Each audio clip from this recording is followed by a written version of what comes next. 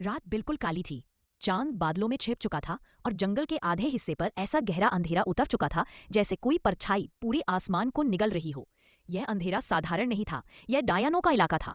Dino का अंधेरा इलाका जंगल का एक हिस्सा पूरी तरह काला पड़ चुका था। जहाँ पेड़ों पर पत्ते नहीं थे, जमीन धुएं जैसी काली धूल से भरी थी और हवा हमेशा ठंडी, भारी और बदबूदार रहती थी। वहीं रहती थी दो खतरनाक डायन बहनें, कालीरा जिसकी लंबी चोटी जमीन पर काले सांप की तरह रेंगती थी, जेद्रा जिसकी चोटी में बिजली जैसी काली चमक दौड़ती थी। उनके पूरे इलाके में जैसे रात हमेशा कैद थी, दिन भी आता तो उनकी जादू की वजह से अंधेरा ही रहता। जंगल के दूसरे हिस्से में थी खूबसूरत जादुई परी आर्या।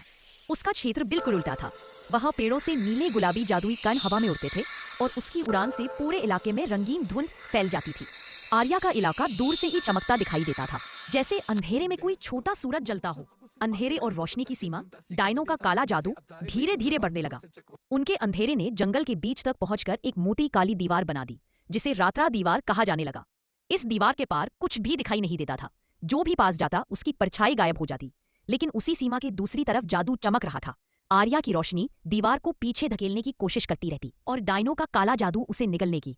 यहीं पर असली जंग शुरू होनी।